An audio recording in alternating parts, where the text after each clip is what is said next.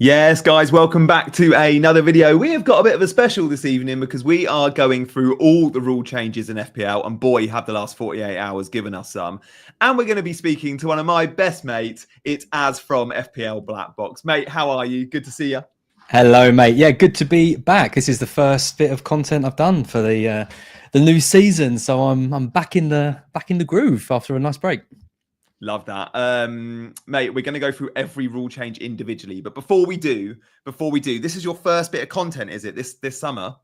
This is the first. Yeah, we've been doing a couple of we're trying to push the Instagram, the old Black Box Instagram. So we've done a few little videos over on there, but yeah, we're waiting for the prices obviously to come out before we start Black Box properly. So yeah, I wasn't planning on doing any content, and you popped up and asked me on, and how could I say no to you, Gianni?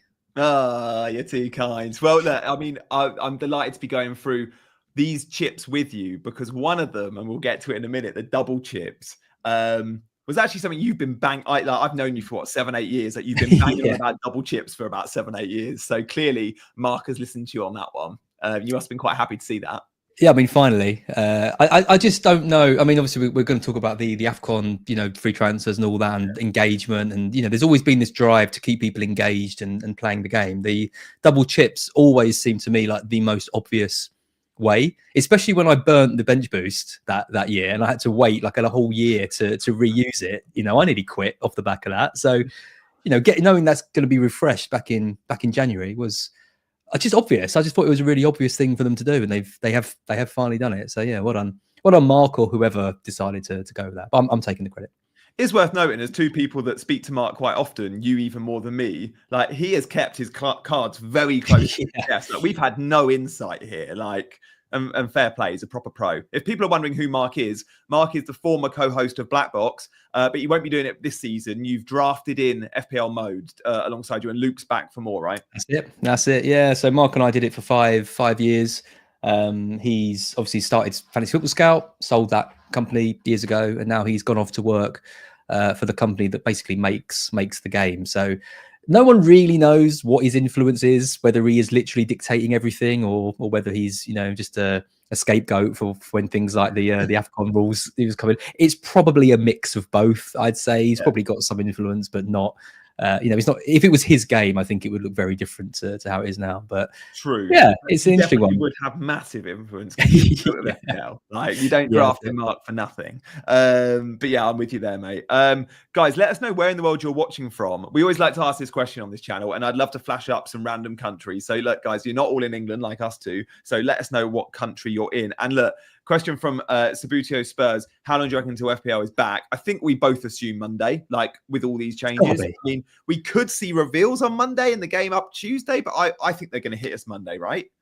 I don't know if they're going to do reveals like prices. Like, we've had 3 days of rule reveals, and what are they suddenly going to start? Because last year it was all the clubs, wasn't it, tweeting out all the price rise. That's going to take them another 3 or 4 days. So, I mean, maybe we get some tomorrow. Maybe there's a load of price reveals that come in tomorrow. But I would be fairly confident it's going to be an early week launch. Monday or Tuesday. The rules are out. Obviously, the site's been updating for ages. Monday or Tuesday would be my guess, but I've got no idea, so have to wait and see. Yeah, okay, nice. Right, let's get cracking. I think we should react to the news from today, and then we'll do the news from yesterday, because there is 4 or 5 big headlines. And look, at the end of the show, mate, I want to ask you we're not going to show drafts and stuff like that, Christ, but I just want to get your take on some of the premiums, like what premiums you think you might be picking game week 1, and we'll poll that, because I wonder if some of the changes maybe has influenced our thinking. Like, straight away, I'm like, double chips. Does that mean Erling Haaland's back on the menu if I want a triple captain? Because have you seen he plays the 3 newly promoted teams at home in the first couple of months of the season, while Salah's only got 1 in the first half of the season. So again, just stuff like that. And obviously with the both bonus points and with the defensive contributions, we've got lots of data. I've gone a little bit black box tonight, mate. I've got actual spreadsheets. I know. And you're hosting, which is a really weird thing. Because when we used to do your team reveals, obviously it was always me hosting, and the amount of stress you used to go through whenever you used to do your watch-alongs and all of that. But I'm impressed. It looks good. You've got QR codes on the screen. You've got chat boxes coming up. Yeah. Oh, come a long way, Come a Gianni. long way, mate. I mean, proud of you. it's about 8 years too late for me starting my Yeah. own YouTube channel, but I'm finally here. That's And guys, good. obviously, seamless. Hit the like and subscribe if you fancy. We'd love you to support that journey. Right. Okay, let's get on with it. So, first one, this was out like this is fresh off the press. The bonus points changes.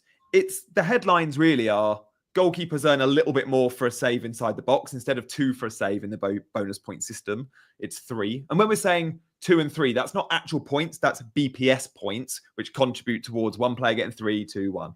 So goalkeepers earn a little bit more. Goal line clearances, that's a big change. We'll talk about goal line clearances in a minute. You don't get actually many of them at all. No. Penalty goals hold less weight. I love this. This is a nice tweak. If a penalty goes in, no matter who took it, it's 12 BPS. Before, Chris Wood takes it, gets 24 BPS in a 1-0 win, does nothing else, and he's mopped up 3 bonus points. So it's 12 regardless. And then tackles matter a little bit more. What's your take on this, Az? I don't think you can have any complaints as to any of these BPS changes. I know people will find a way to criticise pretty much everything, but surely with these, they're all just sensible changes, right? I think the goalkeeper ones are good. They're boosting up goalkeepers a little bit, saving shots inside, from shots inside the box has been a little bit increased, which is nice. If they save a shot from outside the box, it stays the same. So they're literally just getting a bit of a boost. The penalty stuff, I mean, is ridiculous. You mentioned Chris Wood. I mean, 24 points for a penalty for a forward. I mean, that's absolutely, you could earn 1 bonus just from that alone. You step on the pitch for 20 seconds, take a penalty, and you come away with 1 or 2 bonus. It's nonsense. So yeah, I really like the fact it's 12. And why it was even different for different players. What does it matter if it's Haaland versus Salah? Why is Haaland getting nearly double the amount or whatever it is? Compared to Salah. So yeah, good changes. The goal line clearance I don't think is really going to impact anything, but why not boost it up if it's a goal saving maneuver? And the tackles is going to boost centre backs even more, and I think it's going to be really interesting because previous seasons we've all been moving towards wing backs, full backs. I know we've had some exceptions, Milinkovic last season, Gabriel, but I think this year is going to be the year of the centre backs, right? Because they've had a pretty big boost across the board. Yeah, I think so. And when we talk about the defensive actions, centre-backs are really going to come into their own there. But again, we've all looked at the centre-backs and including the FPL examples, I think it's midfielders that are going to win out even more, the defensive midfielders than the centre-backs. But we'll get to that later. The penalty goals is interesting because, they were matching in the BPS. Like Salah was always getting 18 because he's a midfielder for a goal or a penalty goal. Chris Wood, 24 because he's a forward. But it just felt too heavy. Like I played Serie A fantasy where if you score a penalty, you don't get the same points. You get like 1 or 2 lower. So this is a way of them doing that. They haven't made penalty goals lower in actual points, but they have in the BPS, which feels right. So I like these. I think the bonus point system was 32 metrics. Last season, they added a couple. So maybe it was up to 34, 35. Now it's up to like a few more. So all the other existing ones, and we've got questions coming in about the other ones, like conceding a penalty and being offside for a forward and shots off target for a forward, those things are all still there. As far as we're aware, the BPS has stayed the same with these additional 4 tweaks. Yeah, I mean, the biggest benefactors, I mean, last year, obviously, there was a big hit to goalkeepers and defenders, given that when they concede a goal, it's actually really hard for them to earn. It was hard for them to earn BPS last season. So clean sheets were everything. Whereas now there's a few new ways in which they can earn bonus points, which is good. And then the penalty goals one, I just think is an obvious change because it was way too highly rated for penalty taking forwards. So yeah, all good, I think, on these ones. Yeah, mate, I've just seen your private message to me before we came on saying stop typing aggressively and let me in. I didn't realize you could do private chat on StreamYard. I'm not used to having a guest. Thank you for that. I do need to watch out the hard typing though, so the chat can keep us up to date if I continue to do that. I am polling as we go. I know what the poll's going to look like when we do the AFCON one, but at the moment, the BPS changes, 83% of you like it. And I think this is going to be a common theme. I think all the changes I expect to be 50% plus, other than one, which we'll probably get to very soon. I saw Big Man back a tweet, and love Big Man. Centre-backs are the hidden winners. And straight away, as you said the same thing, 2 to 9 for BPS for goal line clearances. But then I looked at it, and it's worth noting, the best players in the league last year only got 3 goal line clearances. So it's not groundbreaking. Like them, No. and in those games, they probably a lot of the time conceded and they weren't on for bonus anyway. I don't think it changes stuff much. Obviously, if the team's keeping a clean sheet and you do get a clearance and you're a Konza and you get 3 a season, fine. But a lot of the players here, or some of the players here, are playing for weaker teams. O'Shea at Ipswich, Harwood Bellis at Southampton. Worth noting, Marilla, Konza, and Dye, Hall and Aina there. So yeah, more centre backs and full backs, but not by much though. You still got three non-centre backs there out of the 7. Yeah. So meh. Oh, the days when Azpilicueta was in the game. Asby used to get 5 a season, I reckon. Seems to be a magnet, some players, to that kind of thing. I don't think any of those, I wouldn't describe any of those. I mean, Ndiaye, what the hell's he doing on there? How's he made 3 goal line clearances in the season? Fair play. Are they all from like, is he on a post maybe? You know, like defensive routines at corners. Yeah, it must be. Not many teams do that, but some put a player on each post, and maybe Ndiaye's just got lucky and he's on a post. As far as Solanke isn't on there, he seems to spend half the time in his own bloody penalty box. Whenever I owned him anyway, so... Mate, next year. My regulars like Sammy in the chat now will know. In fact, I'm not going to say it. Guys in the chat, let us know what I refer to as Dom Solanke as. Let's see how many know what I call Dom Solanke in the chat. Okay, the big one, the AFCON transfers. Oh, what's your take? I mean, it's not great, is it? I mean, let's be honest. I don't like it. I'd be happier if it wasn't in the game. I think I think it's like I said at the start, it's obviously there for casual players who, and I don't want to be really negative towards casual players. You know, we sometimes use that as a bit of a derogatory term. I'm not trying to be derogatory with it. I'm talking about players who aren't as engaged as like you and I and people probably watching this video, and AFCON starts and suddenly they've got 4 or 5 players in their team who've gone off to AFCON. They probably don't even realise or care that that's happened. And they see that and they think, oh God, I can't be bothered to deal with this. So they just give up and don't play the game anymore. So they're trying to bring in things to keep that engagement going. I think AFCON happens at a time where a lot of players do give up. I know from experience with like uni leagues and stuff that friends of mine really into it for, first half of the season and then just give up sort of towards the end. So they're trying to think of ways to keep people engaged with the game. For us, players who are really kind of engaged with everything, you don't want to see something like this because the planning around AFCON is a strategy that we do, and we try and catch people unawares, and that helps us boost our rank and stuff like that. So I can see why people are against it, but purely from an engagement perspective, I can see why they would want to help that. My issue with it is 5 transfers is a lot. I think we're not going to have 5 AFCON players in our teams, maximum of like 3 maybe. So could they have just done it as 1 or 2, or even had it where you get a free transfer for every AFCON player you've got in your side, rather than just giving everyone the 5. They've already bought in. You just go and buy 5 AFCON players the week before.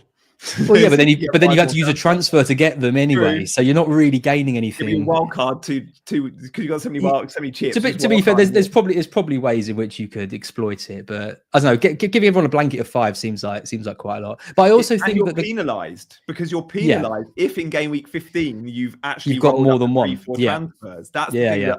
So that's the thing. Us engaged managers will all be very aware of. But Susan in account. Is it Susan in accounts or Janet in accounts? It's Susan in accounts, isn't it? It's Susan in accounts. I'm pretty sure Susan in accounts is like. Oh, she won it last year, didn't she? Or she was up there? Pretty much. Yeah, exactly. I think like game week 34, 35, she was top. Don't know if she did win, but or maybe she was second. But she didn't win. No, I'm like they're penalised a bit like with the assistant manager chip.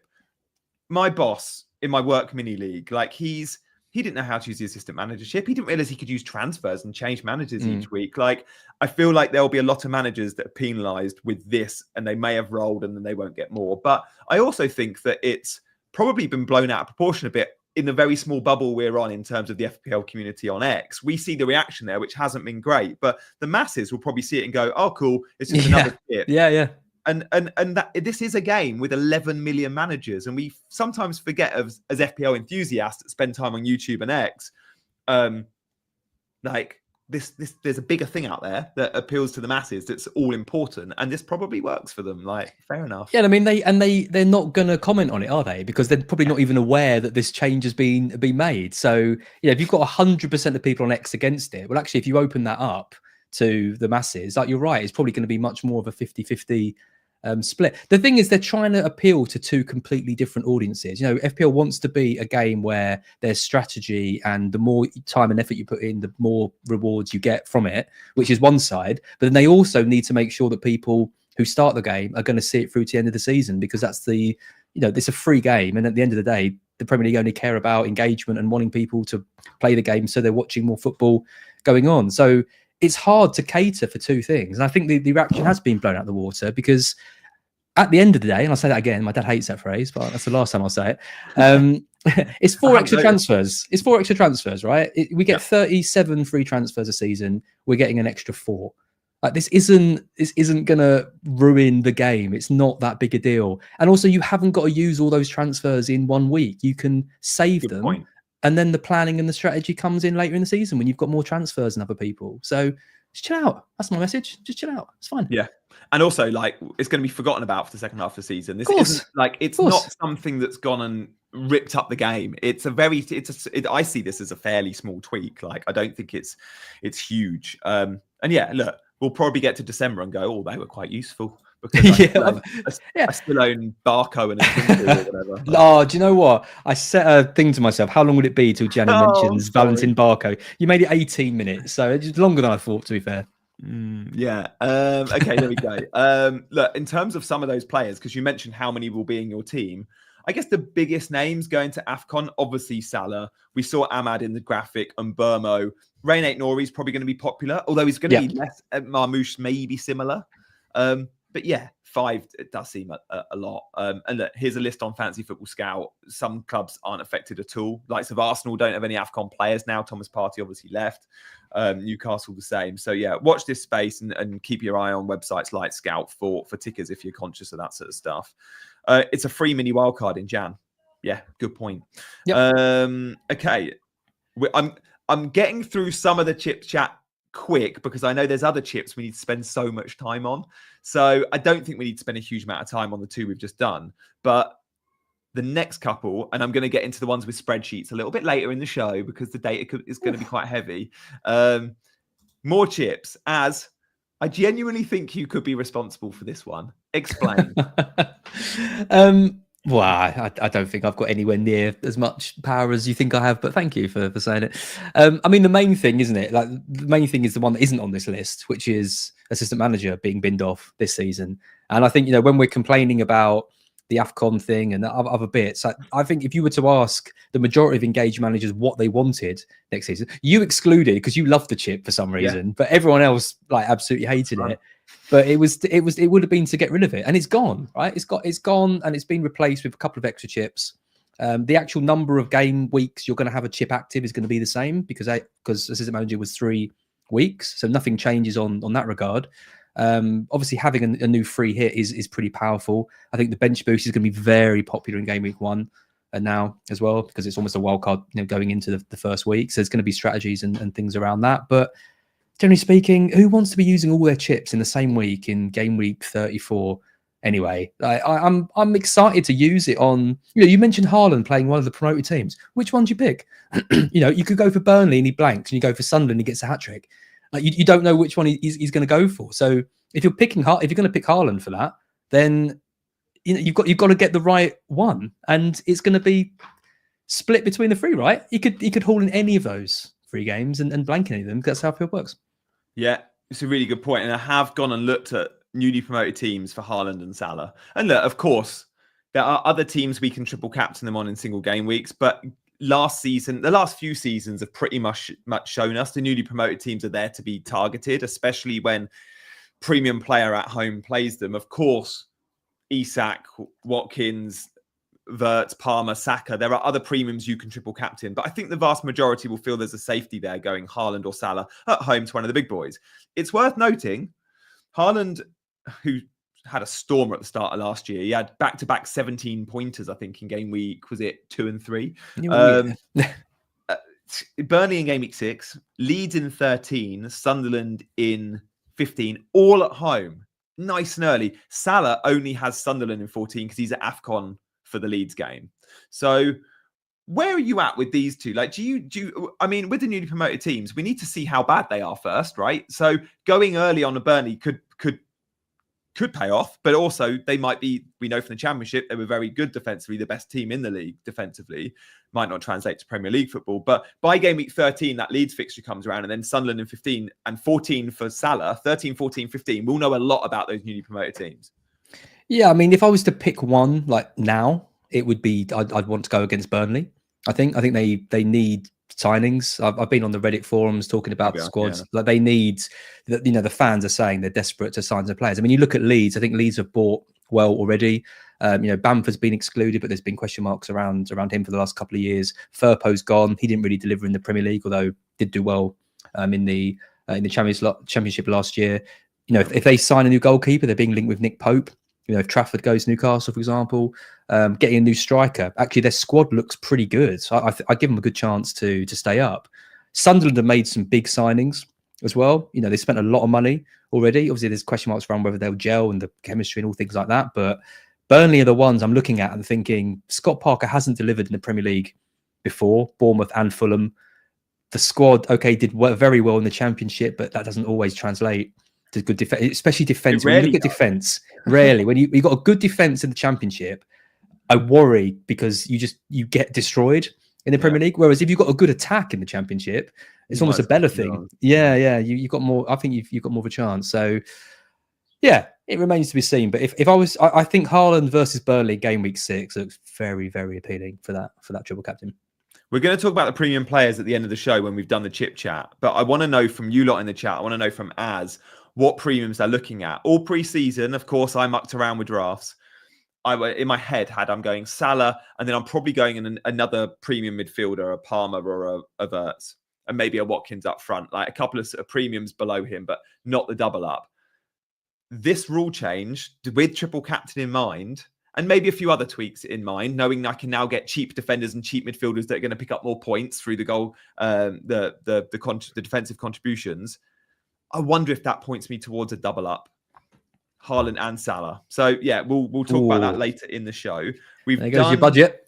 Yeah, I know. Well, look, I can have all these 4.5 midfielders that are going to get the left points, apparently. So we'll look at that. Cam's just become a member, so thank you, Cam. You're the first of the new season to become a member. I thought you meant your wife. I was like, it's taken her long enough. Yeah, I know. My wife is also called Cameron, but this is Cameron Starr, who is a bloke who's got a little daughter called Daisy, if I remember rightly, that was born a couple of years ago. Cam's been in the chat for a long time, which is great to see. So Cam, my wife, also has a brother, stepbrother, called Cameron. There's little Cam and big Cam. Cam's everywhere today in the chat. Yeah. So when my wife's mum met her stepdad, it was like, oh yeah, we've both got kids. Oh, what's your child's name? Cameron. He's lovely. What's your child's name? Cameron. She's great. And it was like, oh, we've both got a Cam. There we go. Guys, thank you for watching. I'm loving all your chat. Is Daisy? There we go. CH has remembered as well. Look at this. I do like to try and build a bit of a community on this channel, guys. So genuinely, if you do want to consider joining like Cam has, we've got the Ultras tier if you want to be in the WhatsApp group with so many in the chat tonight, like Sammy in the WhatsApp group as well. I think there's a word join somewhere below. I'm still not able to bring that up on screen. Right. We've done triple captain chat of these chips. Wildcard, we don't need to discuss. Wildcard 1, Wildcard 2. In fact, let's touch on it. There's no clear, obvious wildcard window for me when I look at the early game weeks, like game week 4 or game week 6. Like many like an early wildcard to build team value. They like to be able to jump on all the informed players early and know what. And sometimes we bookmark them. There isn't that swing of fixtures this season by the looks of it. No, I mean, I guess you could look at bench boosting in game week 1 and going in really hard on Arsenal, Liverpool, Man City, 3s on each. Spurs have got a good fixture. I think they're playing Burnley at home. And then you wild card out of it, right, into game week 2. And then you create your normal pre-season team that you would have had. And you've got, an extra week of information. And, I think you could be a free hit game week 1 then if you do that. If you're wild carding. Yeah, basically. Yeah. You're basically free hit, 15-man free hit. A 15-man free hit, which is also a bench boost. Yeah, I know what you're saying. Yeah. I mean, that's one way of playing it. I think that's going to be quite a popular strategy. Although it might be that your game week 1 team absolutely smashes it, and you think, actually, I might stick with my all my Arsenal players that have done well with my Man City players and things. But yeah, I think the wild card in game week in the first half of the season normally is you just sort of know, don't you? You look at your team and you think, God, I picked the wrong players. I need to get rid of the bloody lot of these guys. It's normally around game week 6 for me. Yeah. It's like I've given these guys 5 weeks. They've not delivered. Let's get rid of the lot. And then you bring in the really popular ones, and then they all start going blanking. up in team value, but they've already peaked. So Yeah, that's it. That's how it normally works. It feels game week 2 you don't know enough to be able to, because you could say by game week 3, 4, if you're wildcarding, you're bringing in loads of players and your team value is going to be brilliant because they've probably done it for a couple of weeks. Yeah. By game week 2, you'll get a load that did it in game week 1 that are actually duds and they just had a good one-off game. So it's hard to get a read from such a small sample size of game week 1. But that idea of bench boost game week 1, wildcard game week 2, and it's effectively a free hit to start the season, I can see getting a bit of traction. Yeah, I think so. I mean, you could even, bench boost game week 1, free hit in game week 2. Get a really strong team into it, and then wild card in game week 3. Lose 3. Because I mean, remember you are getting the 5 transfers in game week 16 as well. So it's not even like we're trying to build it to game weeks 19, 20 with one. You only got to do it to 16. So I think wild cards can be played a lot earlier than we've seen previously, and they already get played pretty early. So I think game week 3, 4 wild cards are going to be all the rage. Yeah, definitely. When looking at your preseason teams, guys, I wouldn't look beyond the first 5 fixtures now. No, I agree. I wouldn't be looking at tickers up to 10. Filter your ticker, which I'll show you one later. I filtered it by attacking difficulty on Scout and just for the first 5, and that's probably all I'm interested in preseason. I'll react to it then if I do go beyond 5, but there's a very good chance that wildcard happens in 6 or whatever. Okay, so we've done bench boost. Free hit, you can't really plan, but I have got 1 week I've looked at as. I've gone and looked through. Okay. Because when you look at free hits, right, what are the things we're looking for? We're looking for teams we're not already invested in that perhaps aren't part of that template, but that have a really good fixture. And then teams that we are invested in when they have a tough fixture or maybe when they play each other. So game week 11, right? First and foremost, Man City play Liverpool. Right. So that's straight away City and Liverpool. We're probably going to have 4, 5, maybe 6 players across those 2 teams. Let's say we have 4. Hard to call. You maybe don't want them in that fixture. You're probably not captaining Haaland. You're probably not captaining Salah. I don't know. Let's see how City look defensively. And then you're looking for okay, I might have a Chelsea player, but I could get 3 against Wolves at home. I probably don't have Forest this season because they're Europe and they'll be expensive, but they play Leeds at home and maybe there's a clean sheet there. Yep. Arsenal, you might have some Arsenal players, but you go triple up versus Sunderland and you maybe bring in a Saka and captain him, whatever. And again, West Ham, we don't love West Ham. We love Bowen. And there might be a couple of extras, but it's Burnley at home.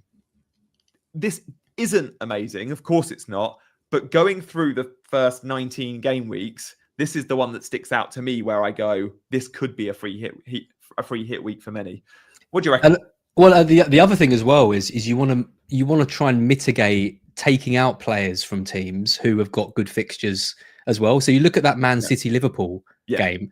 Okay, we've seen Salah go absolutely crazy against Man City in the past, and it could be a 4-4 and all that. But generally speaking, you'd rather have players against teams like Wolves, Leeds, Sunderland than you would against against Man City, and even like Spurs, Manchester United. Right, that could be a battle. That could be a relegation battle by the end of the season. Is it going to be a lot of goals in that game? You don't really know. So it's not just the players you're bringing in; it's also the players you're taking out. So I mean, even something like Villa, Bournemouth. I mean, that's teams in last season that we were quite heavily invested in. That is a complete. I mean, we don't know what Bournemouth are going to be like. They've made loads of sales, but then Villa have got rid of players like Rashford, and their attack looks quite light at the moment. Yeah, I don't hate it. I think it's good. I mean, the big question mark there, I think, is around Forest, because them keeping hold of Gibbs White, having lost Elanga as well. They've got the Europe. I think they're in Europa League now, aren't they? Because they got pushed up from the Conference League. So there's a bit more onus on Europe. Yeah, a bit more onus on Europe for them. So that's the one where loading up on Forest players might not be the greatest idea. But there's other good fixtures. I mean, Newcastle as well. If you haven't got Isak in, if you haven't got Elanga, Gordon, all those players, because Brentford have made a hell of a lot of signings, different manager. Might be a good time to load up on them as well. Yeah, Andrew's in on that. That's a Newcastle fan, but a very good point. We don't know how they'll look under Andrews. They have him appointed from within. And I do wonder, there's been a bit of criticism at Brentford being like, they've not gone for a big name manager and they've gone for the set piece coach. Make no doubt about it. The set piece coach at Brentford isn't just doing set pieces. Like, if he's been hired as the main guy now, he's probably was Frank's number 2 very often in training and took training and stuff. So I wonder if Brentford will be similar to last season, which is good, but we don't know yet. I definitely were they that good at set pieces last season, Brentford? Actually, I don't know. I can't remember them scoring that many goals from set pieces, but maybe I remember they bought in January a guy from Serie A, Coyote, the right back, young Italian kid. Really reminded me of like a young Wan-Bissaka, up and down. Seems to win loads of a young Wan-Bissaka, isn't he like 23? Yeah, I know. But Wan-Bissaka when he was at Palace, when we were how old are we, Jenny? Really a young Wan-Bissaka. Oh God, we are old. I know. Do you know what I mean? God. But my point was, Coyote was taking long throws, and I was like, that proper Brentford go for long. And I do remember at the end of this last season, last few games, they had a couple of long throws from Coyote that caused problems, maybe even goals. And I saw on it was doing the rounds on social, a Thomas Frank first day of training post from the Spurs dressing room. And on the whiteboard, it's like one of the players had uploaded a photo to like Instagram or something. And on the whiteboard in the background, you could see written on the whiteboard, long throw in practice. So he's already got his Spurs players doing long throw practice. Like, he does love set pieces. Who would do that then? I wonder who would take that for Spurs. I know. I've seen too many long throws from them. Yeah, interesting. I was thinking that. Like, has Pedro Porro got a really good throw, or is there a midfielder that comes out and takes them? Or just look for the massive biceps after like pre-season. It just comes out as absolutely massive, just like launching it. Yeah. So no, that'll be interesting. Sammy is our resident Brentford fan, so you can keep us up to date with them as always, Sammy. Okay, that's probably enough on the double chips. I'm not going to poll it. I think everyone liked the double chips. Interestingly enough, on the AFCON transfers poll, and a lot of votes coming in, 62% dislike it, 39% actually like it. There you go. It shows that the Twitter bubble, or straight away, because you're an engaged audience on YouTube, but you're not all on Twitter. I reckon if you were to do this to a casual poll, it would be like 60-40 the other way. For anyone who's watching this who isn't on Twitter, I can't understate how much it's been like the end of the world. When that got dropped earlier, like the mass hysteria about it. And I was there like, it's not a great rule, let's be honest, but we've had 3 pretty decent ones like preceding it. Get over it. Like, it's not that big a deal, but it was like implosion, wasn't it? Implosion central. From people saying it was going to ruin the game and all that. I don't know. Come on, it's just, I think that's it represents Twitter these days, doesn't it? Unfortunately, that's the kind of the way things have gone. Yeah, probably. There we go. Right. Okay. Well, let's get to some meaty stuff, shall we? Shall we get to the defender contributions? Because this is a long section here, but this is the biggest. Yeah, Yelena, good point. I think it's annoyed many of us. Is Blue Sky slate in AFCON? Don't know. No, we're all woke lefties over there. It's fine. There's no chat about it at all. No, it's to be fair, on Blue Sky, it's still pretty negative. The general reaction, I think, on socials has been positive. Has not been positive. Yeah, exactly. Okay. Defensive contributions. I've got some headlines I just want to flash up to set the scene, okay? I'm going to just read through these for those listening on podcast. Tarkowski, 44 extra points, and Caicedo, 42, with the pin-ups yesterday. Everyone was going on about, players like Tarkowski and Caicedo. Worth noting, over the last 4 years, the 2 biggest points were achieved by Declan Rice, midfielders who got both in a midfield season, but when he was at West Ham. So not Declan Rice playing number 8 for Arsenal box to box, Declan Rice playing number 6 for West Ham effectively, right? So you're looking for defensive mids. And then it brings me on to my next point. When you look at those last 14 seasons, the 14 best scores, 13 of them came from midfielders. Like, that blew my mind a bit because everyone was talking about centre-back straight away. Now, sure, Tarkowski features on that list, but also Declan Rice features twice, as mentioned. Paulinho at Fulham when he was there, and he might come back to the Premier League, by the way. Bayern Munich looking to sell him twice. Norgard featured twice. Rodri featured twice.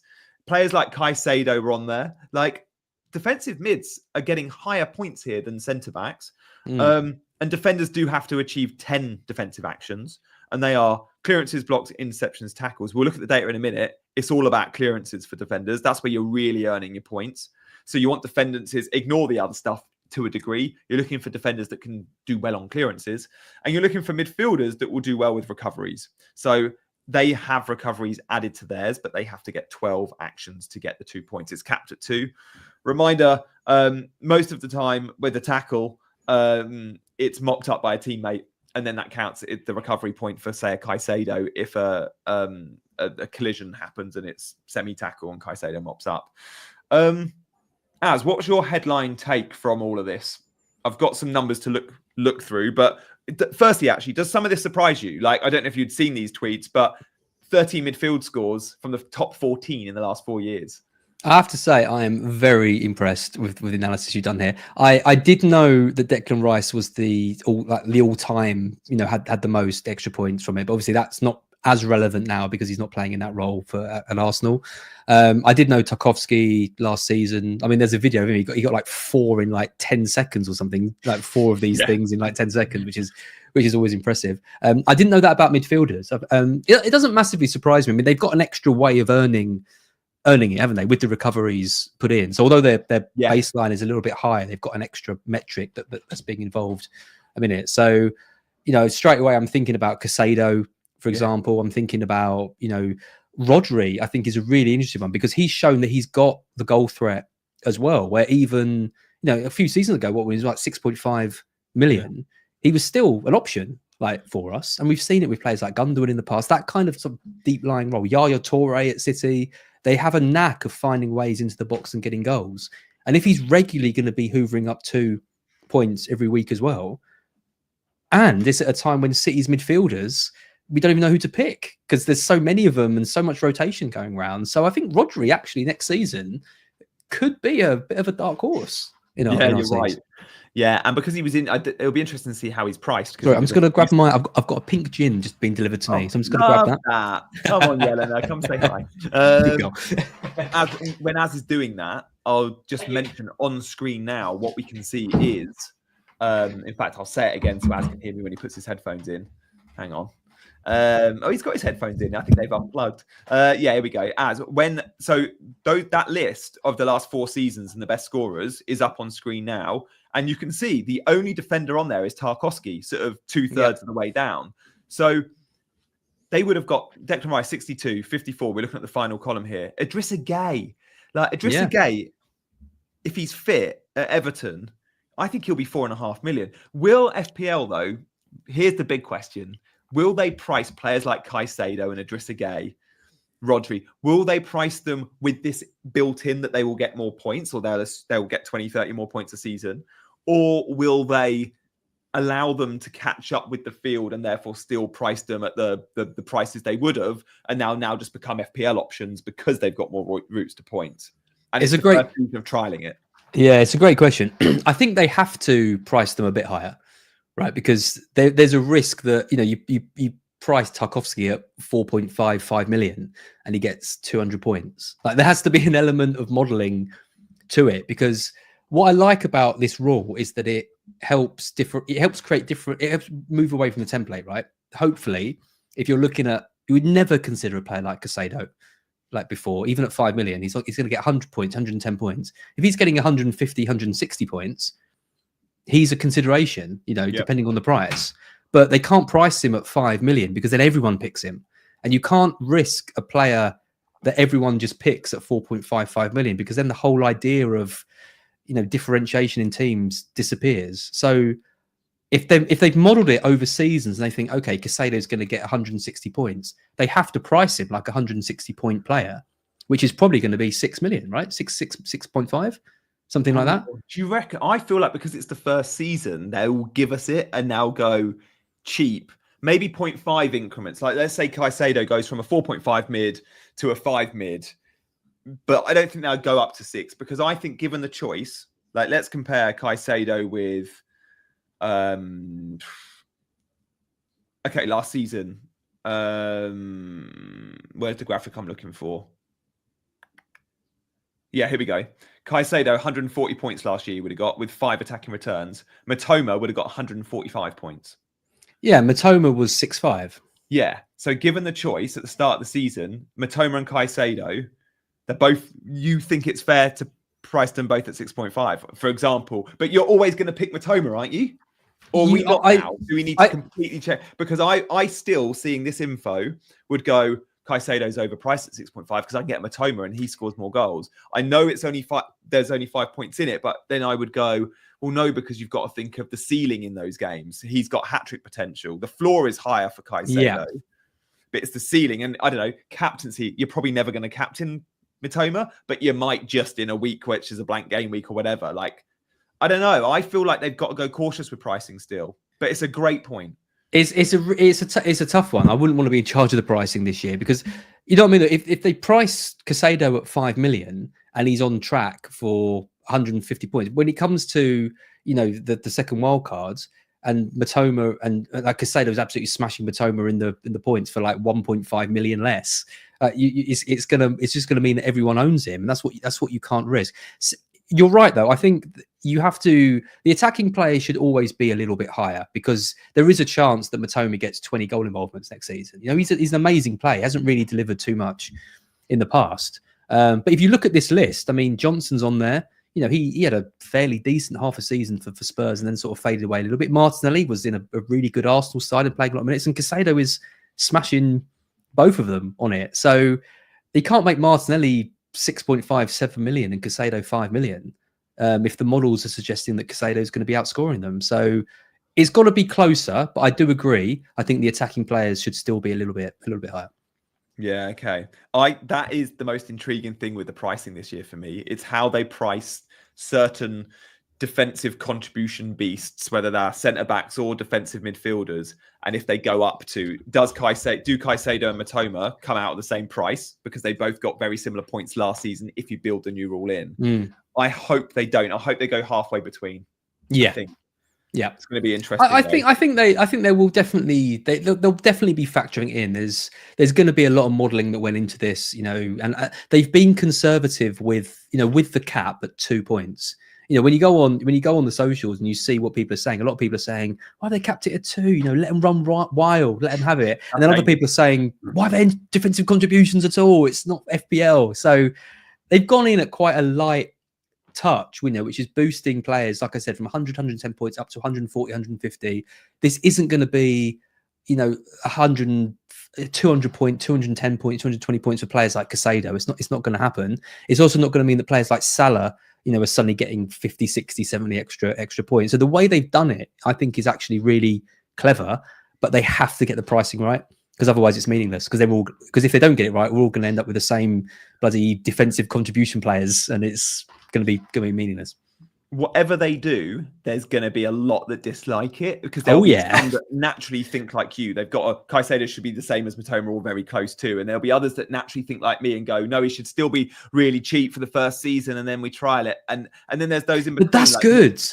That's what we want, right? Because then you've got the choice. Then you can say, well, I'm going to back Caicedo with the consistent 2-pointers. Or you say, no, I'm going to back Matoma to have a banging season and get me 15, 20 goal involvements. Yeah. That's why the rule's good, I think. Because if you've got that choice, you're playing the game in different ways. And that's we want to see more, difference in teams on FPL. True. I really hope that happens. Template. Hope so. I think. I hope so. Example on this, attacking returns, first column. Caicedo 5 last season. Yeah. Brennan Johnson 17, right? Yeah. Brennan Johnson got 17 attacking returns versus Caicedo's 5. Brennan was more expensive and got fewer points. Yep. We've got to get our heads around the fact that Caicedo is a better pick than Brennan Johnson. That's hard. That's hard, but we'll get there. And those that are slower to adjust will probably have a bad-ish season. Like it's something we have to take note of straight away. And Caicedo finally getting the manager. Yeah, because they're finally getting the props he deserves, though. That's what I want to see. He signed for Chelsea for big money. He got the fee. A lot of people were saying he's not worth the fee and everything like that. And well, look at him now. He's now an FPL viable option for us at defensive midfield. What a player. Fair point. I'm loving the chat, by the way, guys. We're reading all your comments. We're flashing up as many as we can. We want to get involved with the chat. We want you guys to be a part of it. We'll do questions later in the show. Thank you. That question, actually, FPL Nightmare asked it at the same point of me going, actually, well, we've got to talk about prices. Let's carry on with midfielders and do defenders in a minute. I planned it the other way around. So just let me flick through these screens. So, okay. Defensive contribution points. We went through the beasts from last season. Caicedo, Elliot Anderson's an interesting one. And what I'm looking for here is players that I think will be on set pieces as well as good for defensive contributions. And Elliot Anderson might have a few. Depends. Let's see what happens with Gibbs White. João Gomez is a quality player at Wolves. I think they've got some all right fixtures to start the season. Baleba, of course, at Brighton, and Norgard are what you'd expect to be really good point contributors here. But they don't offer you much in terms of attacking threat. But maybe they don't need to. Maybe this is where we're looking, depending on the price point. If these guys come in at 5 million, we're looking for the 4-pointers every week. And there's nothing wrong with that from your 8th attacker. Yeah, okay. Percentage of starts, this is where you activated the defensive contribution. Caicedo and Anderson and Gomez and Idrissa Gueye all at over 50%. It's every other game. It's impressive. Yeah, it is. And if a player's baseline suddenly becomes 4, then you've got to take note of it, right? Because you could argue, coming off the bench, you're getting assists, you'll probably be quite happy with that for 4 points. If a player is going to be getting 4 points most games, then that's really good. I can't see anyone. I mean, maybe I'll eat these words, but for me, Caicedo is like the best at this. I can't see anyone next season suddenly doing better. So agreed. I know obviously we've got those Rice points when he was at West Ham and he had like 60, but I think take Caicedo as like the best case scenario. Really 50 points, I'd say, in and around 50 points. That's the best result you're going to get out of it. And this shows that that's going to happen every 2 weeks. So this suddenly doesn't make players like captainable, I wouldn't say. You're not going to captain Caicedo in a week because you just get an extra 2 points. But, for things like double game weeks and things, if the base is 4, then they're getting 8. Then you never know. You might get a deflected strike or a cheeky assist out of nowhere or something like that. I think that's where these players really sort of come into their own. It's really weird because I don't know what I'm going to do with it. Like you mentioned about your play style and going for the attacking players. I feel like I want to do that as well. But I do think if you do your research and you work out which players are really benefiting from this, there's a real opportunity. I think the difference is with midfielders, you've obviously got the attacking midfielders there. But with defenders, if you can find the right 4.5s or even 4.0s, particularly for the lower ranked teams who are hoovering up these points, if they're getting 4 points as a baseline, defenders, your quid's in with that. Yeah, good point. This chart's really small. It's from FPL Backod on Twitter. Give him a follow. It's just worth noting how they're picking up these extra points. And it's, of course, we're looking for midfielders with clearances, blocks, interceptions, tackles, and recoveries. But I just want to hone in on that recoveries column. It's so important. Effectively here, we are looking for midfielders that are good at recoveries. This is where they're getting 50, 60% of their points through this metric. So, for example, Elliot Anderson, he's only making 2.5 clearances, 1.5 blocks, 1 interception. This is per 90, 3 tackles a game, but he's almost 7 recoveries a game. And it's so you're looking for midfielders that are brilliant at recoveries. The others will look after themselves metrics. Don't be searching for midfielders that will get interceptions and blocks. It's not going to do you any good. Just focus on recoveries and the others are an extra. And that's where Caicedo and players like that are so good because they're mopping up stuff. They're always winning the loose ball and recoveries really, really matter. I think when FPL tweeted this rule yesterday or on their website, they used the Caicedo example, just like they used the Tarkowski example. And from the 12, something like 10 of them are recoveries. Yeah. He's just a recovery beast. Interesting to look at this list. It's a shame none of these guys are like penalty takers. Well, Bruno's on there. Well, Bruno's I was just about to say, I think the most interesting one potentially on this list is Bruno, because he's going to have penalties. He's doing one with recoveries. We know we don't know. He's probably going to be dropped back to a slightly deeper role, right? They've got Mbeumo coming in. They've got Kuna. They've just signed.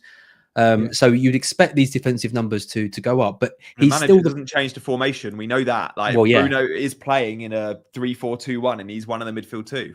But we know that he's still going to get forward a bit. He's still going to be on set pieces. He's still going to take games by the scruff and then they can drag United to points because he's an absolute world-class player. Yeah. So if he comes in around that 8.5 mark, this is just, even though he might be potentially pushed back, this does actually push him back up to consideration again, which again, I think is a good part of this rule, right? Because if you're looking at Bruno as a DM, you're thinking, no, I'm not gonna go there. But actually, if he might be earning an extra 2 points, every 2 or 3 games, suddenly he's more of a factor. Yeah. Declan Rice is interesting as well, like still fairly high. And remember, Declan Rice mostly last year played as number 8. If he's adding goals to his game, which we think we're going to get now, Zubimendi signed. We saw him at the end of last season scoring lots of goals. We saw the 2 free kicks in that Champions League game. Like we're seeing a lot more from a Declan Rice. Yeah, Rice. I tell you, Rice and Rodri.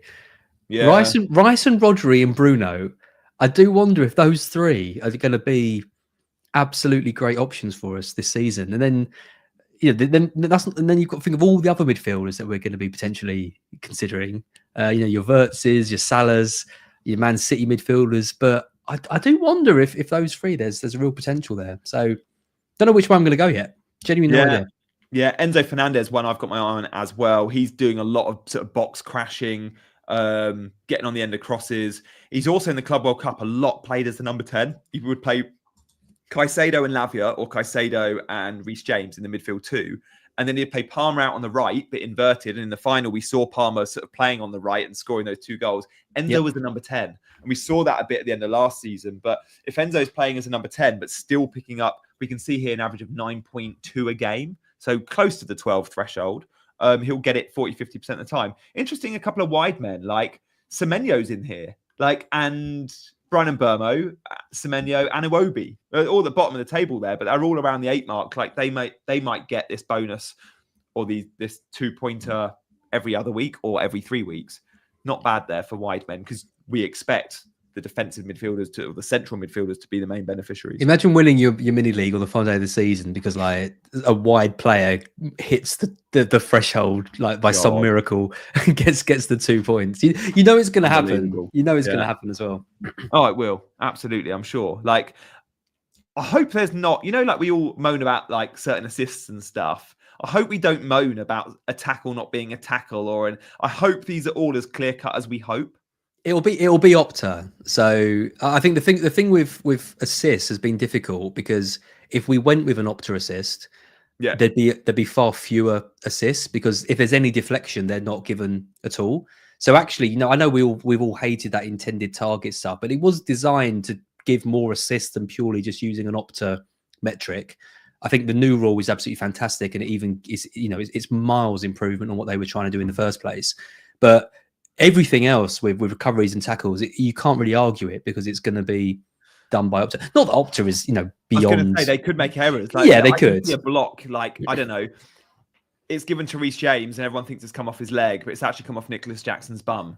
It'll be like those 50-50 ones where it's like, if you slow it down, it hits his bum first. That's Jackson's block, not James'. Yeah, block. I mean they're not beyond reproach, absolutely. But you'd like to think, you've got the best data guys looking at it, and also we can with the refreshes that happen a few days later, they'll be able to look at these things in more detail and come to the right decision. I'm not too worried about that side of thing. I think there's going to be there might be a couple of instances where there's a bit of disagreement, but generally speaking, if Opta are handling it, you just leave it to them, and you can be pretty confident it's going to be accurate in the majority of cases. Yeah, okay. He says with confidence before the season starts. Mate, we need to get to Black Box and to some plugs. So guys, stay with us because we at the top of the show, many of these types of shows you'll watch, you hear the first couple of minutes is the plugs. We didn't do that today. I wanted to get straight into it. Just stay with us for the next couple of minutes. We're going to get to the defenders. We're going to get to the defenders in a minute, which I've got some awesome data on that. My first plug, though, is to mention you and Black Box. So tell us where you can find you. I have put a link in the description to Black Box, but surely, in fact, should we poll it? Shall we poll, or do you subscribe to Black Box? What was like 90% no? Got a right mug over here. Not since Mark left. You don't want 100% yes here, do you? I don't. That's true, actually. Yeah. Yeah, if it's 100% on both, then it is a bit of a concern, isn't it? So our audience is very much it's probably two combined. Well, we don't need to spend a lot of time on plugging Black Box. Not why I'm here, but yeah, obviously Mark's gone, so it's me, Andy, and Luke this season. We've got some new graphics coming in, which purple as well, right? Yeah, the purple theme. Yeah, you've noticed that. Yeah, that's coming in. No, we've got the purple coming, which is nice. Really, really good. I've been working with a graphic designer all over the summer who's absolutely incredible. So we'll be plugging him. This isn't a plug to do a plug, but we'll be plugging him a bit later on. The state of us. I know, terrible. But yeah, really looking forward to it. You know, with Mark going, obviously it was a bit sad, and we've done it for 5 years together, and Mark is, you know, the greatest person you could hope to do a podcast with. But yeah, I'm genuinely really excited with Andy and Luke coming in. We've all got very different strategies and the way we play the game, and yeah, like I said, I've had a good summer off and new graphics and ready to go. So yeah, get involved. Head over to the Black Box YouTube channel, give us a subscribe. We've got a Patreon as well. We've got a mini league, cool trophy for that. We do a predictions league as well, so you can predict every game in the season. And there's a trophy for who gets the most predictions right. Lots of little competitions and meetups and stuff. So yeah, give us a look if you're interested. Love that. When I said plugs, I meant my plugs, so let's get to them. But I appreciate that, Az. You haven't got a black box screen. I see. It's genuinely go and find Black Box now and hit subscribe and then come back. But mate, I want to talk about your beard and balls. I can help you out with this one because look at this. Everyone knows Black Box. We had our need the white one. Yeah, we got the white. Oh, you didn't get this? No, you I see. got the black one. We're the OGs. They give us the good stuff. There we go. You've got a 15% off as well, have you? Don't tell yes. Me 20. No, it won't be as much as yours. You know, we're on your stream. Use your code. There we go. Okay. Well, look, guys, I just want to talk about a little bit about male grooming. Just 60 seconds of your time. Firstly, Az has got the same problem probably, although I don't know if he has. My beard's getting grey, right? And hey, hang on a minute. I'm a couple of years older than you, and my beard's getting grey. Yeah. So I need to keep mine closer than yours. Like mine's now a closer shave, but I don't want to go wet shaving. So a beard trimmer's perfect. My old Babyliss trimmer, look at it. You still see the greys. It's not as close. My Manscaped, proper close. So genuinely, I love the products. I don't work with brands that I don't like the products. You won't see. It's the best. It's the best beard shave I've ever used. I use it. It's the only one I use. It's the best one. Yeah, no, it is. The lawnmower. There is also a bundle on the beard and the balls bundle. Now, the lawnmower is the second one I wanted to talk about. This one, genuinely, you can shave all parts of your body completely risk-free. It's got like a little protector on the top, so you can go quite close. Now, as I'm a married man, I've been a married man for a very long time.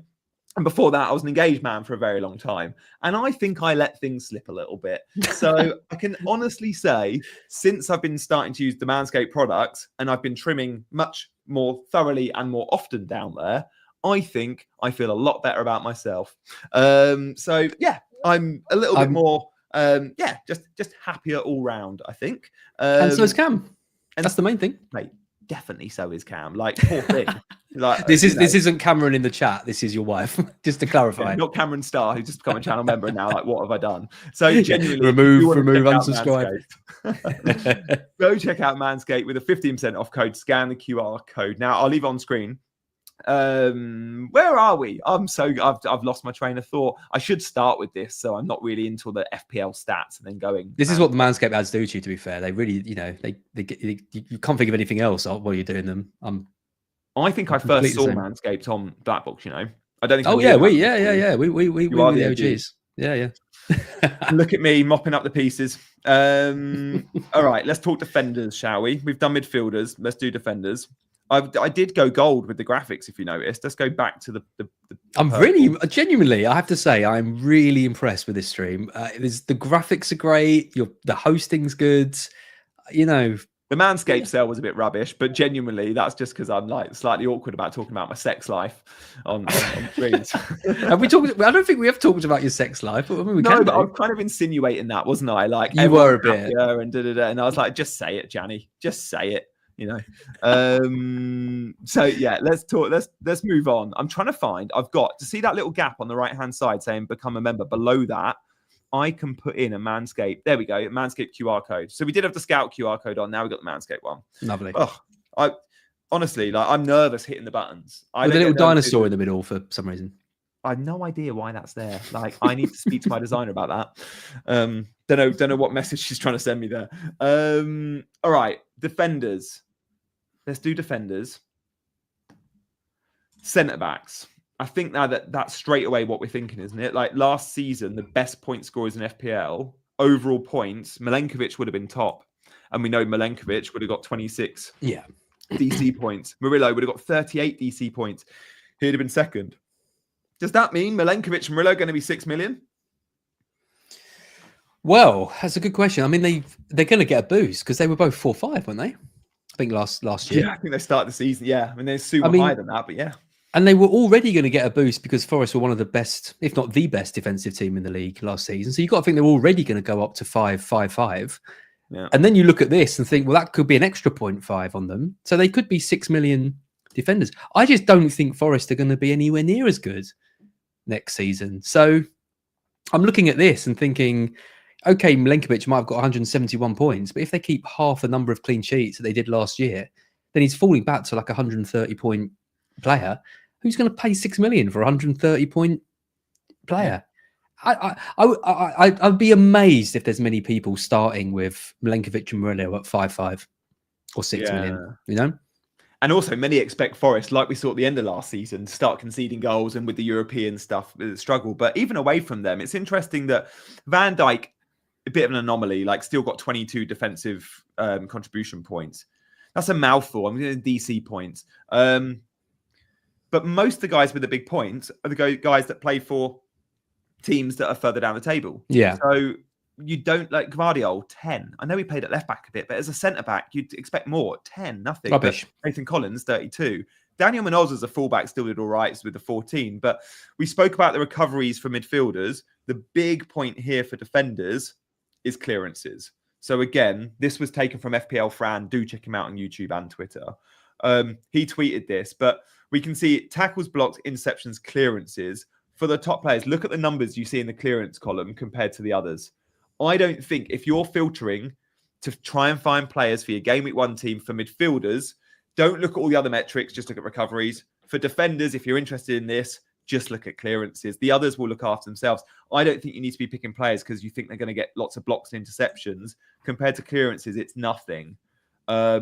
So who are the best for clearances? Well, they're all pretty much at the top of the chart. Ironically, Morato at the top there. This is filtered per 90, so he came out on top. But the beasts there were the Tarkowskis, the Huijsens, Murillo, Lacroix. Like Lacroix and... In fact, I think I had it on the previous graphic. Yeah, Lacroix here, 148 points. Munoz, 156. Palace defender versus most attacking fullback in the league, and there's only a handful of points to split them. That blows my mind a bit.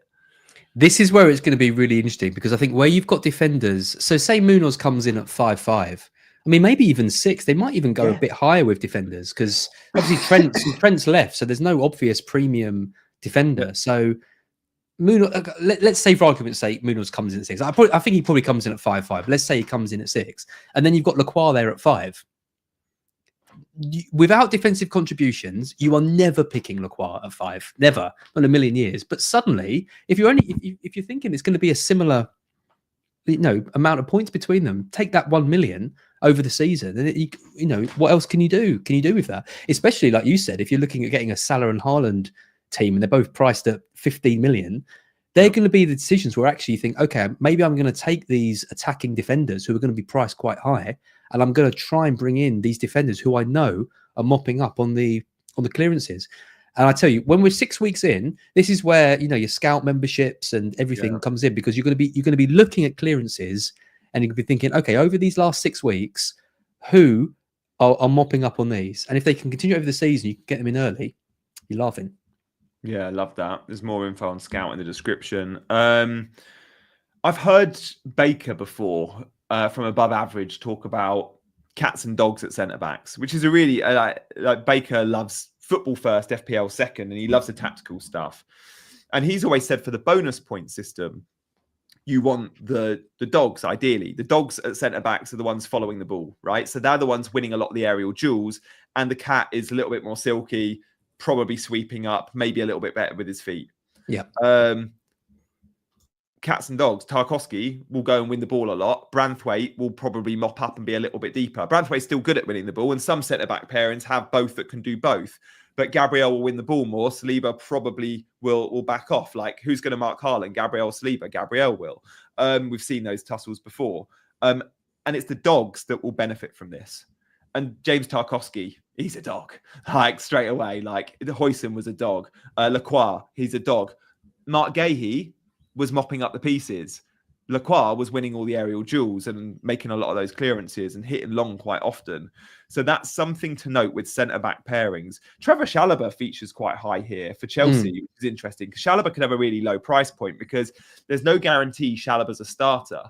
But Chalobah had an amazing Club World Cup and he seems to form a really good centre-back pairing with Colwill. Chalobah likes to play right centre-back. Colwill is always the left centre-back. But in the Club World Cup, Chalobah played so well, he's gone from player that's probably going to be transferred out of Chelsea 6 months ago to possibly starting game week 1.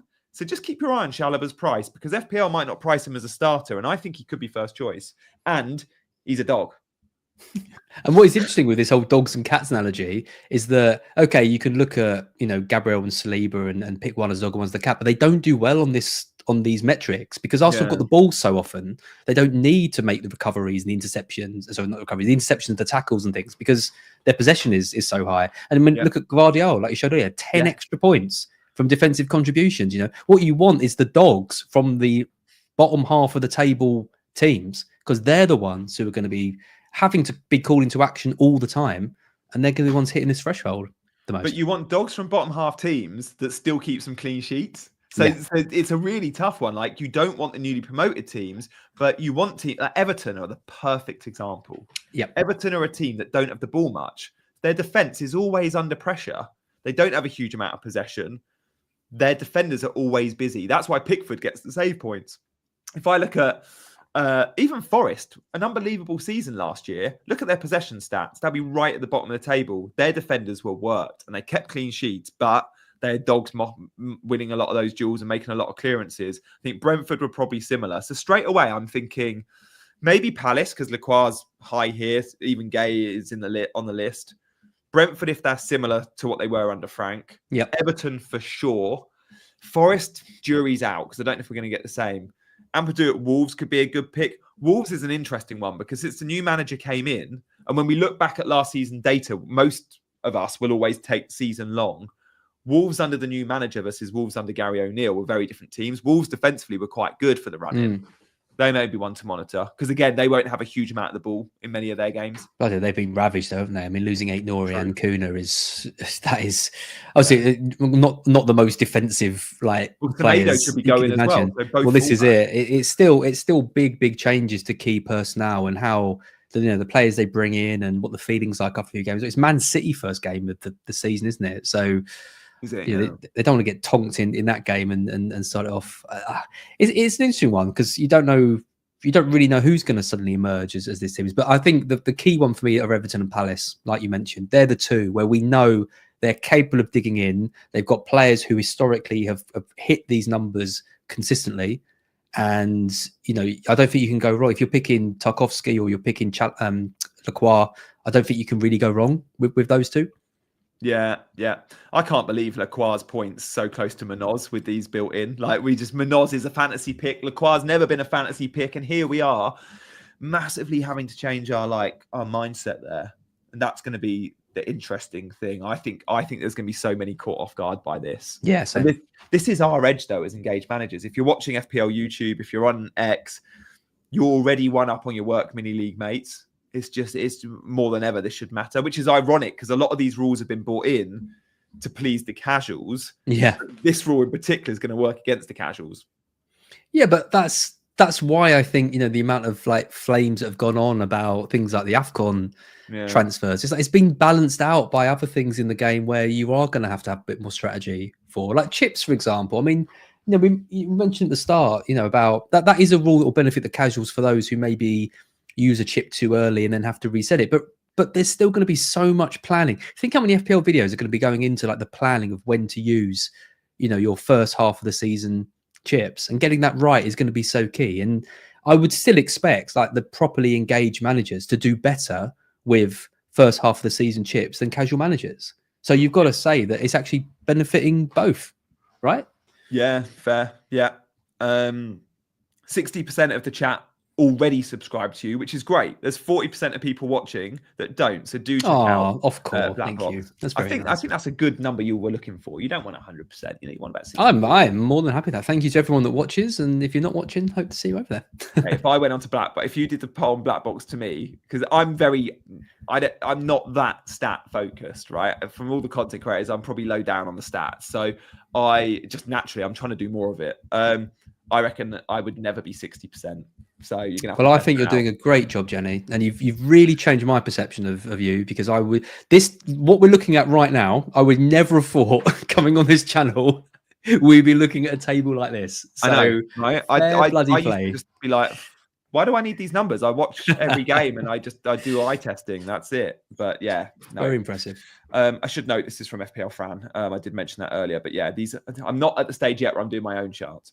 I do have a members only platform, guys. If you want to know more about the eye test stuff, like I do voice notes and videos to my members all the time. Members only videos. You can access all of that if you're part of the squad. Isn't this just you walking a dog?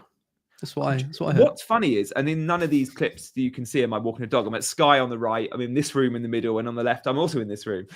Yeah, I think I've walked the dog once in a members only video, like literally once. I've only subscribed for the dog walking video, real lack of those. Use it with dogging as it's dog walking. Yeah, that was the first reason I signed up. Yeah. But yeah, it's something like, I don't know, I must do 3 or 4 vids a week. But also as a member, you get all sorts of benefits. And the ultras in the WhatsApp group, like Sammy, like Offcore, loads of them are in tonight. Thank you, FPL Discomfort. Loads of you have re-signed on for memberships as well, so I really appreciate that. But yeah, genuinely, I think I've done 1 dog walk ever vid, but I must start doing more. Okay, where were we? I think we're done on defensive contribution points. Any sort of summary from you on that, Az? How's it going to influence your? I'm sorry, I'm gonna have to sit on the fence, because I just don't know. Like I said, I honestly think Rodri and Rice, that they are my 2 from this, where I could well see myself ending up with at least one of them, if not both, in my Game Week 1 team, because I think they're going to hoover up on these points. And if, like I said, if their baseline is 4 points, and then we think Rice is going to be in a slightly more attacking role anyway, but he's still a workhorse, so he's still going to get round. And like I said, Rodri's still got that knack of getting goals. So if this is going to boost them by 30 points, Rice could hit a 200-point season this year. I don't think it would massively surprise anyone. If Rodri's back and fit and playing like he did a few years ago, he could be the same. And if they're priced at 6 million, I'm tempted. The partnership in the middle of midfield for Man City is going to be interesting. Reinders had a great Club World Cup, and he's a proper good box to box. He can play the Rodri role, but he can also play sort of number 8, number 10. They might just rotate. It might be you go, I go, and they're both sort of 8-6s when they need to be, and they both could do very well in this metric. I'm with you there. My thoughts are with some of the DMs, I'm like, will there be times where I want 3 players from that club that are sexy picks? So let's just take Chelsea as an example. Caicedo is going to be brilliant, but will there be a time where I want Cucurella, Palmer, João Pedro, because they've got an unbelievable run of fixtures. João Pedro is playing every minute that we didn't think he would. Palmer's firing, and Cucurella's on beast mode still. I might go, I've got Caicedo. I can't get to those 3 now. I don't want any of these to be a blocker for me. I don't think it will happen much. You could argue similar with Rice if you want to go double Arsenal defence and a Saka or a Gyökeres if he signs. Just part of my thinking there, but yeah, let's see. Because it will be frustrating if you have got like Caicedo and you're enjoying his 4 points every 2 weeks, and then you're like, oh shit, actually I really want Palmer and Pedro and Cucurella. They're getting like 7 points every week. So you're right. There's still potential for that. That's why I think Man City is an interesting one though, because other than Haaland, it is so hard to call who's going to be in and around that team. And if you've got a Rodri starting every week that he's going to be there, and you're going to be getting those 4 points and the potential, I think he genuinely becomes the best option in that midfield. Yeah, nice. Okay, let's move on. We're going to get to the new assist rule. This is a slightly shorter one. No one's got a bad word to say about this. This is a great addition. We've moaned about assists for some time, and Mark's moaned about assist. Well, Mark was Mr. Assist before this. Mark's been a pain. No, what's amazing about this is it's not amazing. If it was left up to me, right? I've been saying for years, just bin off intended target and give last touch. Last touch. Intended target must have stayed because of Mark. because he loves intended target. Well, Mark, I've always said that. And Mark's always been the other way, in that there has to be some rules around it, because otherwise you could get someone who gets the ball, gets dispossessed, and then that player gets dispossessed, and then they go on and score, and then the original player got the assist, and it's like, well, that makes no sense because they didn't do anything to contribute to the goal. So, and I spoke to Mark about it, and he showed me some examples of times when the last touch would make absolutely no sense. Really? But but the other side of it was, if you go with the Opta classification of assists, like I said earlier, then you get so few assists, because if any touch comes off a defender, you don't get anything. So finding the middle ground, I think, was really difficult with this.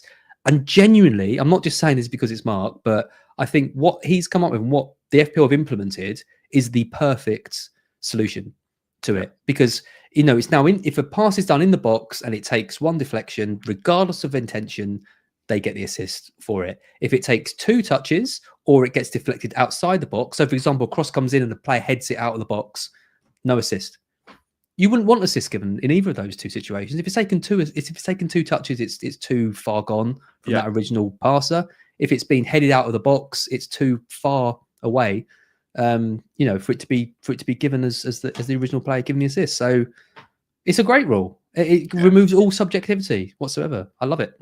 Yeah, that's the key, removing the subjectivity, and more assists awarded. Pretty much every goal now, 99% of the time, is going to come with an assist. Too often last season, we saw goal, Bernardo, assist, none. Like, we saw that, I don't know, must have seen that 20, 30 times, like more. Yeah.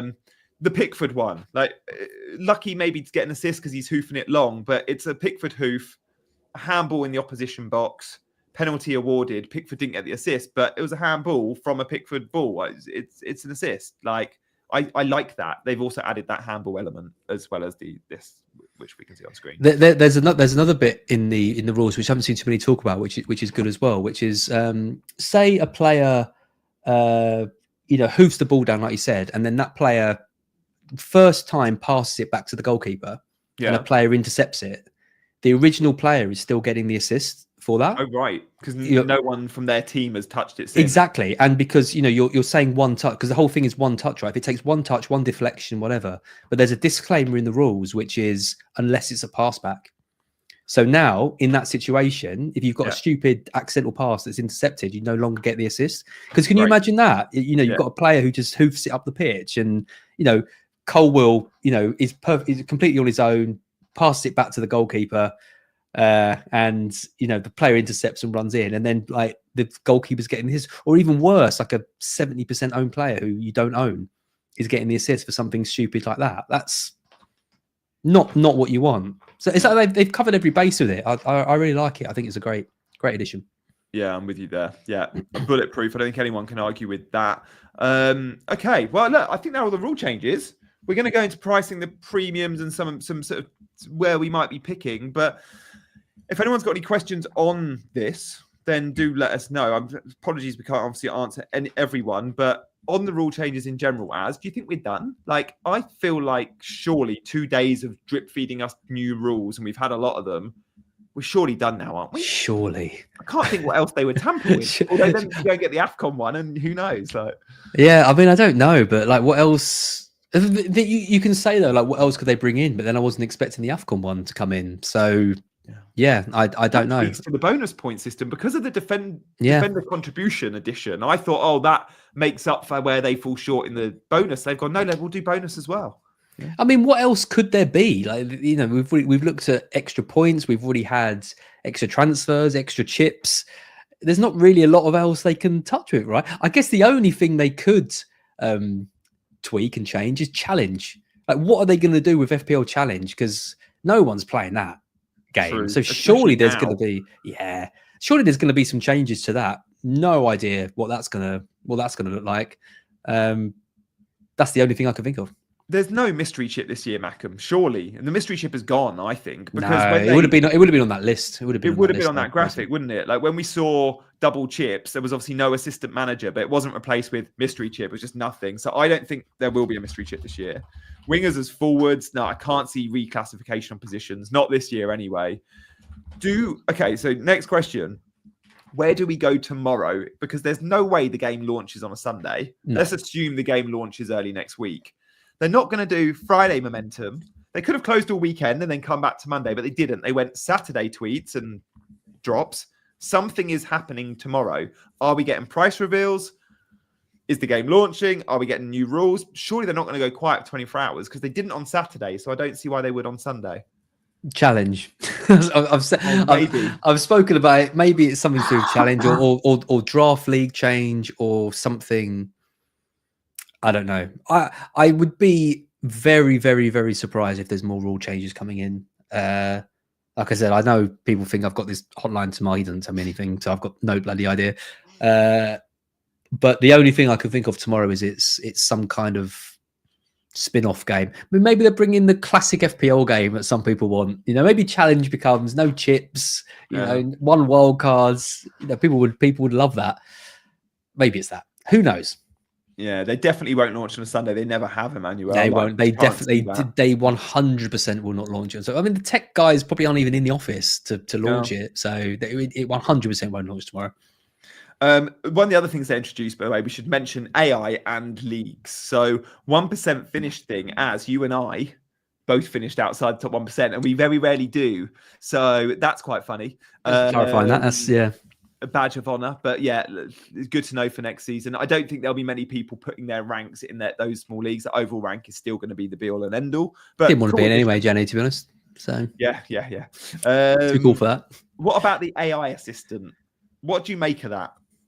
Of course, says for those that don't use AI, like what will there be new? I think this is updates on that. I think this is a funny one, right? Because I've experimented with ChatGPT and Google Gemini and stuff, and asked it FPL decisions, and I've been like, "Hi, ChatGPT, you know, what would you recommend my transfer be this week in FPL?" And it's gone, "Hi, Az, I would suggest you bring in Alexis Sanchez this week. He looks a really good option." And I'm like, "Are you working off data from like 7 years ago?" It's like, "Oh, I'm really sorry. Yes, you're right. Alexis hasn't played for 7 years in the Premier League." So unless Microsoft have built like an entirely new model of AI that is suddenly amazing for FPL, I just don't think it's going to be that good.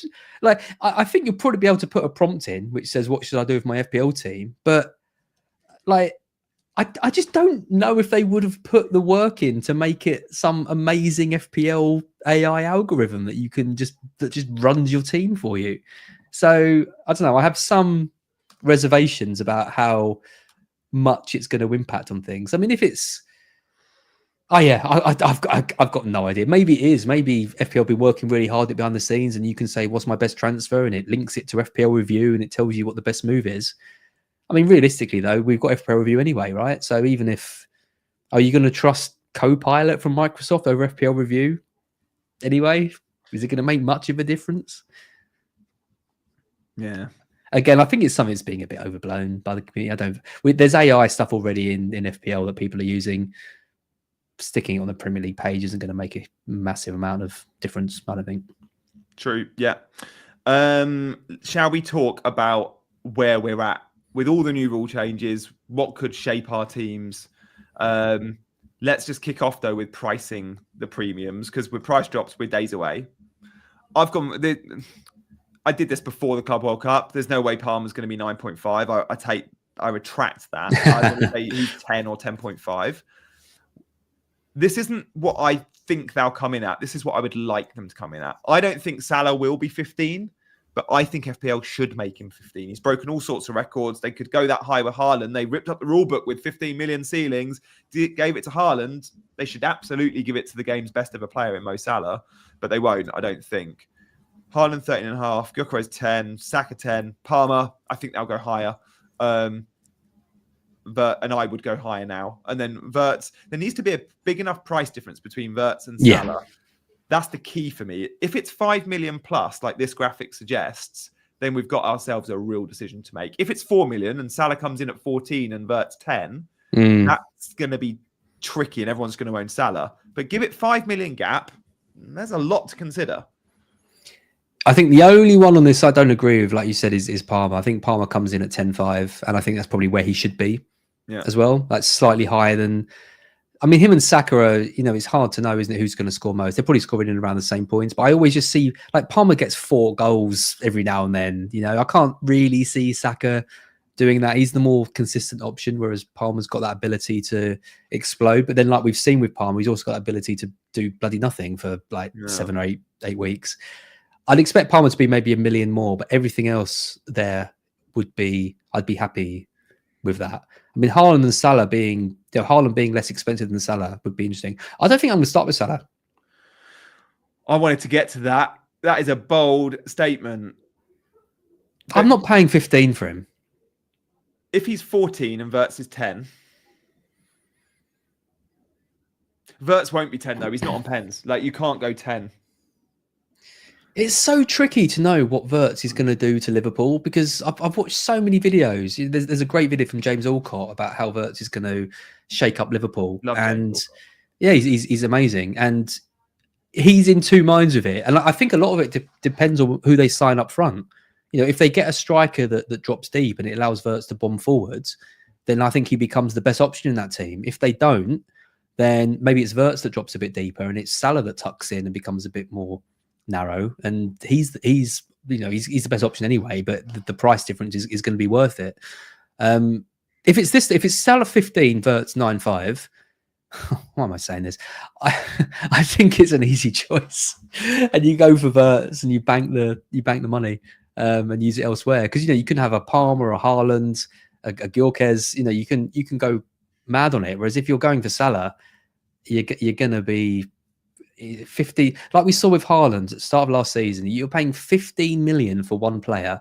The rest of your squad suffers. Yeah, I mean, last season, Wirtz was obviously brilliant, but Leverkusen weren't great, and it wasn't his best ever season. Still, his numbers, they're up there, arguably slightly better than Cole Palmer's. Like, he's brilliant at the carries and the dribbles and the touches in the final third. The expected goals is higher for Palmer. The shots is higher for Palmer, although Palmer took more penalties. But the creativity and the assists pretty much level pegging, if not Wirtz edging it. Key passes, again, so close to cool. Pretty much, these guys are putting up very similar numbers. Obviously, one's playing in the Bundesliga, so it's hard to compare apples with apples, but Cole Palmer was probably playing in a better functioning team and had the penalties to these numbers. Wirtz only had a couple. I watched him live last year. I went to a Leverkusen game in Germany. Oh, nice. And he really, it was Borussia Mönchengladbach. This is by Leverkusen. I think it's a derby. And he did stand out. Like, I think when you're watching elite players, you can spot them a mile off, especially number 10s. And he really is, like, he's a top 10 player in the world. If you're looking at like attacking players, we always rank attacking players higher than defenders when we're doing these lists, but he's that good. And I don't watch the Bundesliga other than that one game. But I do watch Champions League every now and then. And I had it because of UCL Fantasy. I always owned him this season after watching him on like game week 1 last year. And he puts up incredible numbers. He is an output machine. Like, he's all about goals and assists. Like, his numbers last year, I saw something on Scout. I think Ewan was one of your streams actually, where I grabbed something. But last year he had 10 goals in the league, 13 assists. In the Champions League, he had 6 goals, 1 assist. He's averaging like a return every 100 minutes. Like, it's useful. I'm sorry, but look at that chat. Look at progressive carries and assists dribbles compared. But Cole Palmer, like, you watch Cole Palmer play. Yeah. He's a guy who gets the ball and drives forward with that ball. And you've got Florian Wirtz, who is outperforming him like a lot on both those metrics. There is going to be some Bundesliga tax, you can say, and all that. I've said, I've been burnt before with your Havertz's, your Werners, other players that have come over. I just can't see how this one fails. Like, do you know what is similar between Florian Wirtz and Valentin Barco, Gianni? Go on. Generational. Wow. That's going to get clipped. He's unreal. He's absolutely unreal. Right, he is. He's going to be so exciting to watch. You've got a move like that, 115 million. And obviously, like Casado and Rice, coming for big money, and they've improved those teams. But Wirtz is going to be at the heart of literally everything Liverpool do next season. I can't wait to watch him week on week. It's great for the league. Yeah, I mean, you can say Bundesliga tax and you're right to, but at the same time, like, just picture him in a team that scores Liverpool amount of goals or create Liverpool amount of chances. Like, his numbers could be better because he's playing in a better team. I'm interested to see how it affects Salah's output and position. But yeah, I'm with you. I'm a really big fan of Wirtz, and there's some that think he could come in at 8.5 million. I don't see that, but maybe I've gone a bit high here. I wouldn't be surprised if he was 8.5, 9. Oh, if he's 8.5, then seems too low. He's like 80% owned, surely. He's got to be 9 or high. Whatever. Honestly, whatever he comes in at, he's the first name on my list, on my team sheet. I'm genuinely saying that, and I've been known to go a little bit hard on players before. I don't know if you've heard, but I've got big hopes for him this season. I think he's going to be amazing. Yeah, Palmer we've discussed. Saka. The big question will be pens. They're going to have to price Saka as though he's taking pens, because there's a chance he does. But if Gyökeres signs, and it looks like that's happening, his penalties record's very good. And we know Saka has given pens up before. Like, he shared them with Odegaard in the past. His role in the team isn't necessarily to be the talisman in terms of goals. Gyökeres, that's his role in the team. I'd be very surprised, given his record, the amount he's taken. His record's better than Saka's. He's taken a lot more than Saka. I think Gyökeres will be on pens. And I think, again, FPL have to price him as though he's on pens. So they probably have to price both these players as though they're on pens, which makes me think they both could be 10 million. Gyökeres is an interesting one. I mean, he never really got a chance at Brighton. You can't really judge him off that. We farmed him out on loan. He did really well at Coventry. He then went over to Portugal and did really well there. How he's going to do in the Premier League, I just don't know. Whereas Saka, you know what you're going to get from him. He's pens or without pens, he's going to be right up there, 200 points at the end of the season. I can see why you'd be tempted by Gyökeres, but if they're priced the same, I'd pick Saka every day. Yeah. Angel says about Szoboszlai, I think he's the potentially biggest loser. Let's assume Slot generally or FPL. Yeah, I actually quite like it. Let's assume Slot plays 4-3-3. There's no, like, to put Wirtz out on the left is wasting him. He's going to be as the number 10, right? So he's going to be the most attacking of the central three. McAllister, Gravenberch are the most disciplined. They're in. Szoboszlai is the one that has a little bit more license under Slot. That's Wirtz's role. So unless you're going to find a new home for Szoboszlai, there'll be some games where Gravenberch or McAllister can drop out and Szoboszlai can play a bit deeper. But for me, Wirtz is going to be a starting number 10. You're not going to put him out at false 9. You're not going to put him on the left. But again, let's watch this space. When you buy a world-class player like this, I think you play him in his best position. And I don't think Liverpool sign him unless they see him playing in that position. I guess the only thing with that is, this is what I mean about the striker. Because who plays in that striker role? Because it could be, if they don't sign Etiketi, for example, it's going to be what, Gakpo there or Diaz there? Yeah, Diaz is there a lot for the running, but they're going to buy someone, aren't they? You would think so, yeah. And if they do, and it is a player in that profile who drops, then that has got to mean that Wirtz is the 10 and he pushes on. They could easily play him on the left, though. I mean, left is where he mostly played for Leverkusen. He was unbelievable on that left-hand side. So if he does play on the left, then Szoboszlai becomes an option, because then he's probably going to be the one playing in that 10 role. I don't know how they're going to set up, and maybe it changes. Maybe he one of the main reasons they've signed him is because they want that fluidity between, the roles, playing as a 10 sometime, false 9 on the left, keep opponents guessing. But to me, it doesn't matter. It doesn't matter which one of those positions he plays in, because he's just too good, and he'll just do well. He'll get. I'm pretty confident right now he'll get 20 goal involvements next season. Playing in that Liverpool team with the talent he's got. Yeah. And if he gets 20 goal involvements for like 9.95, that's absolutely fine, I think. Yeah, it'll be amazing. The problem with going Wirtz and Salah, for those that do, is you're then short on possibly captaincy options away from Liverpool fixtures. Yeah. When you don't want to captain Salah, it's because he's got a tough game. If your other premium is Wirtz, then you're looking at, am I having to captain who's Ollie Watkins playing, who's Isak playing, whatever. Haaland gives us a brilliant rotation with Salah for captaincy, especially looking at things like triple captain. Is Haaland likely to be in a game week 1 team, do you think? Because I've come around to Haaland more and more with these new rules. 1, because of triple captain, using it early. But 2, I think I can squeeze in Haaland now because I think I'm going to be picking more cheaper players that will pick up those extra 2 pointers. But I still don't know if those players are going to be priced cheap. Something we discussed earlier. So yeah, where are you at with Haaland? When I build my first team, it's probably going to be Haaland, Wirtz, and Palmer as the 3 most expensive, and then sort of build the team in and around that. The issue with that is then you've got Arsenal with a really good game week 1 fixture, and I'm probably then not going to have a Saka or a Gyökeres, so maybe I need to think about that. But I think at least for that first draft, that's probably where I'm going to sit. If Haaland's getting a price drop down to 13.5, I expect Man City to be a lot better next season. This isn't like crazy, amazing, punditry. Yeah. I think we're all kind of expecting that, and it's not a big thing. But if Haaland's having a price drop, and then we think he's going to get 30 plus goal involvements again, 30 plus goals even, you pay that for him. They've signed good players. They're a stronger team. I know they got knocked out of the Club World Cup. I'm not putting too much stock in that. I think the Reinders signing is great. Cherki looks really good. They got Marmoush. They got Foden hopefully back to playing like he did before. Aït-Nouri I think is a really good signing as well because they've missed that bombing up and down on those wings. So yeah, Haaland. I'm hoping Haaland at 13.5.